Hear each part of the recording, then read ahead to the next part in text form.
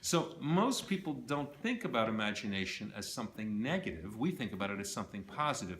But for almost all of human history, you're put to death if you have imagination and express it. So as Darwin would say, imagination is a trait that is negatively selected for. In other words, we've been trying to weed it out of the population. In the Catholic Church, it was a venial sin for 1,000 years to have imagination. Who are you to have ideas? Who are you to have new ways of thinking? Who are you to tell me I shouldn't be in charge or the universe is somehow different than what it says in this book? So the history of humanity is not a history of imagination. It's the opposite until about the 17th century, where the beginnings of science show up. And it turns out to have a hypothesis that you can test and others can validate turns out to be valuable. Because science as a process of discovery, as a process to explain, becomes the most successful way in the history of humanity to make progress. And suddenly, we want to have imagination.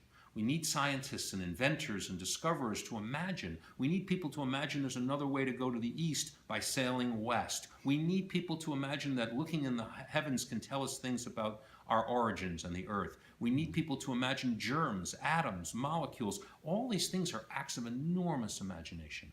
And so it turns out in the last 200 or 300 years, imagination has gone from being the world's most dangerous human trait to the world's most important human trait in just a few hundred years. Yet biologically, we've been bred not to have it, which is why a 5 or 6 year old child has all this imagination, and then suddenly at age 6 or 7, it stops, and we think, oh, it must be the school beating it out of them, or the parents. No, it's probably a biological thing. Much like our amnesia for childhood memories has evolved biologically, it's probable that children are highly imaginative, but then it turns off.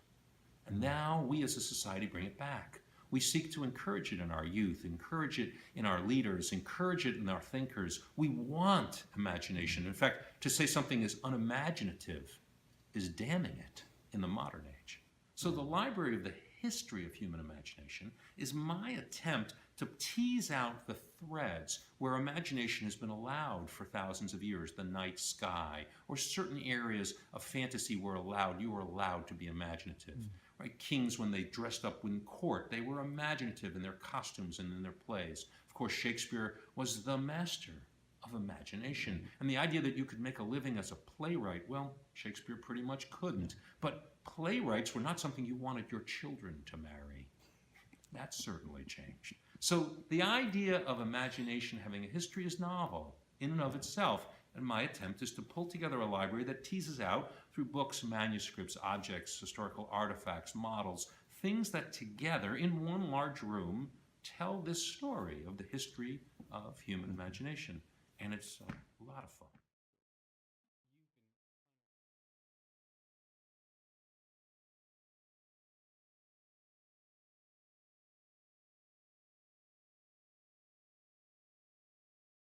So, you know, when you have the whole history of imagination to choose from, it's certainly a difficult task to pick a few. But the first thing I've picked is the world's greatest piece of sales collateral. Now, sales collateral are materials that you create to help salespeople sell things. And you wouldn't think a lot of imagination would be involved in that. And probably, generally, that's true. But boy, there's a big exception. And the exception dates back to around 1810.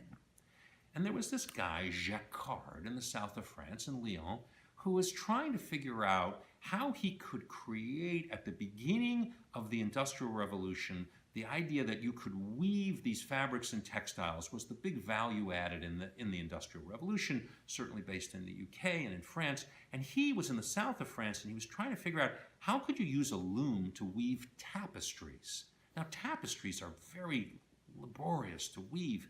And Jacquard said there must be an easier way. The way they did it in those days was 6-year-old boys crawled through the loom machinery and reset every little hook that would capture which thread was being woven into the fabric. And if you were trying to weave a tapestry or a chair or something like that, that was a lot of crawling through the looms, which was slow. The boys were cheap and unfortunately expendable, but the process was too slow. And Jacquard borrowed some ideas and said, you know what, I think we could create a different kind of loom. A loom where instead of boys crawling through it, we used a piece of paper, a piece of cardboard where holes were punched into it, right? And those holes would correspond to where the hooks would drop precisely so that it would catch the right thread. And so he invented, if you will, the first practical machine. A card with holes in it is a machine to control another machine.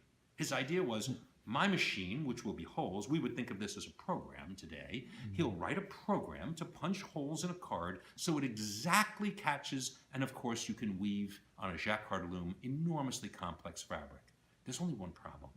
It's incredibly expensive. Or as Americans would say, it's a Rube Goldberg kind of device. It barely sort of holds together. It's very clunky and weird, but it's a whole lot better than 6-year-old boys crawling through a loom. And Jacquard created this loom and formed a company called the Jacquard Loom Company and started to sell looms. At the beginning of the Industrial Revolution, you'd think his future was assured, and it wasn't. Nobody wanted to buy the Frenchman's loom. It was too expensive, they said. And he said, no, no, no, you can weave anything with this loom. They go, well, we're weaving white fabric just fine. No, no, no, you can weave anything. And they would say, but there's no demand for anything. There's no demand for your complicated fabrics except maybe some small number of custom tapestry and chair weavings and things. He said, no, no, no, people would buy fabrics that were more interesting, that were just not printed, but that were... He failed. The company didn't go out of business, it just didn't go anywhere. And for 70 years, the Jacquard Loom Company pretty much didn't have a whole lot of success, while everybody else who was making these looms was having a giant success. The year is 1886 or 84, and one of the Jacquard Loom executives comes into the president of the Jacquard Loom Company and goes, I have an idea how to sell more looms. And he says, well, what's your idea to sell looms? I think we need to weave something that we can give as a gift that will demonstrate how fabulous our loom is, how totally different. And I've come up with just the thing, he says. And the Jacquard management says, okay, what is it? He goes, I'm going to weave a book in silk, an entire book. In fact, I'm going to weave a prayer book in silk. And this in 1886 is the book they weave. They weave dozens of pages where every page is like a scarf finely woven in threads of silk. The pictures, the borders, the type, but that's not the brilliance. By the way, it takes 50,000 of these cards to weave this one book. But it doesn't take weeks to print it or weave it. It only takes days to weave it. He then has the brilliant idea, the person who does this. He goes, we're going to weave this and we're going to give it to the wives of the mill owners. Not the husbands, not the guys who own the mills, because in those days women didn't own anything.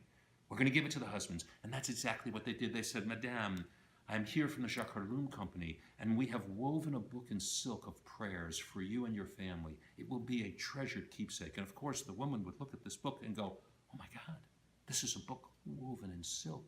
And even 120 years later, we look at this book and say, oh my God, this is a book woven in silk. And they said, Madame, not only is it woven in silk, but in the front we have left a space for your family's crest.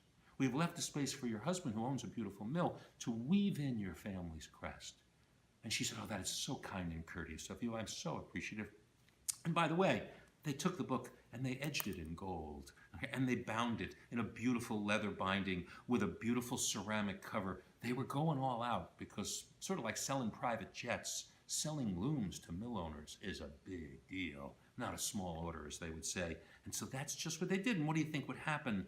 The wife would turn when her husband got home and said, oh, the Jacquard Loom sales representative was here. The representative, they gave us a beautiful gift. Look at this book. It's woven in silk, every page. And all we have to do is weave our family crest. And of course, he didn't have a Jacquard Loom, so he couldn't weave the family crest in the front of this book. And he had to buy a Jacquard Loom. And that's just what he did. He bought one. He said, okay, I'll buy one to weave this so my wife has this beautiful thing. And of course, once you bring a Jacquard Loom into a factory, it's generations ahead of these old-style looms. It's as if you brought a computer into a workplace that had abacuses. And once you have one loom, in Jacquard Loom, you have two, and then 5, and then 10. And it turns out this piece of sales collateral was responsible for the acceleration and success of the Jacquard Loom Company, because once you started weaving complex fabrics, customers started, wow, those are beautiful fabrics. I would like more, of course, that only a Jacquard Loom could do. So now you see the most beautiful piece of sales collateral ever made in 1886. You see that it's done from the imagination of a guy who created a programming thing, almost like a player piano 75 years later.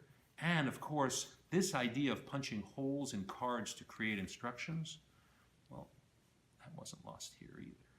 This is the 80-column punch card, which for 50 years was how all information and data was stored and all programs were written until solid-state memory changed it. So this to this, all from the Jacquard Loom.